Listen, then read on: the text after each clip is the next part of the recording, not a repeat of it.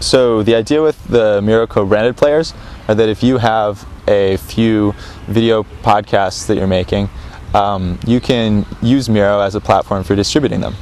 So what the Miro co-branded player lets you do is give your viewers a version of Miro that they can download that comes with your channels, like your video podcasts, pre-included, and it also comes with your collection of channels or your web page, essentially, whatever page you want, embedded in Miro as the channel guide.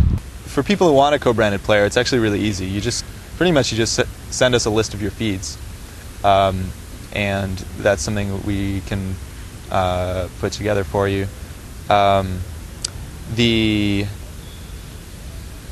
Another option is that you can also make your own channel guide page, but that's not absolutely necessary. Really, if you send us a list of feeds, we can create a page for you in our guide that displays all your channels in a nice way that people can subscribe to, and that page will load up as the default channel guide when people start up Miro for the first time. Yeah, so we launched the offering with 3 initial partners. One of them was Deutsche Welle, the German public broadcaster, kind of the German version of BBC World.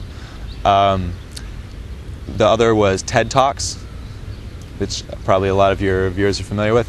And the last one was Revision 3, the internet TV project that the Dig guys are doing.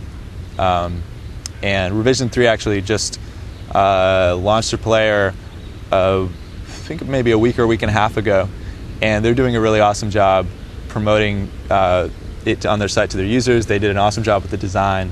They've really put it together in a really cool way. So one way that people can see this Miro co-branded thing in action right now is to go to the Revision 3 site. Yeah, there's a page on our site about it. If you go to getmiro.com, there's a banner just below the download box that you can check out and follow the link, and there'll be more information there, including contact information. We have a script that puts together a version of Miro that comes with a configuration file that includes the channels and the new guide URL and I think what we are also doing, and the name definitely, and we're also doing letting people customize the icon as well. And then that spits out some download links that people can either download a copy of and host themselves, or just link to directly on our site, of versions of Miro, whether it's for Mac or for Windows. Linux right now, the co-branding thing doesn't make quite as much sense because everyone installs Linux applications using a package manager or something like that's specific to each distribution, and so it's not exactly the idea of like coming to a web page and downloading something and getting something is only really, there's some stuff in Linux that does that, but not everybody's doing it that way, so we haven't really focused on the co-branded thing for Linux yet, but you get the Mac and Windows versions. Yeah, well, right now what people can do is they can make money by their use of Miro in 2 ways. They can do ads baked into the videos, and they can do ads in the channel guide page. So if they want to make a web page for their own, that's their channel guide, the users will see that when they start up this custom version of Miro, and they can do advertising, regular web advertising or video advertising in that space. We have some more ad options in the works.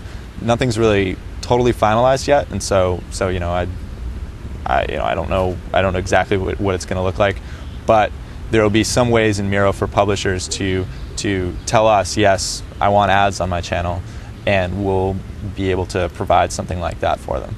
I'm not sure exactly what it's going to look like yet, but we're interested in offering that because we've had a lot of people who are interested in doing that, and I think part of that will let people, that'll generally, stuff we're working on includes making more advanced advertising options available for people using Miro.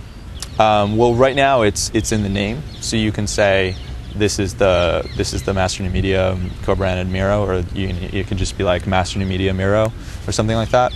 So you can insert your brand in the name, you can insert your brand in the icon, I believe, right now, and then you can also, the main tool you have is you can make the guide page that everybody sees when they start Miro, whatever you want it to be. And that's just a web page. That's a URL that can point to whatever you want, and that's something that really identifies, that will really determine the experience, because it's something that people see when they click on Miro.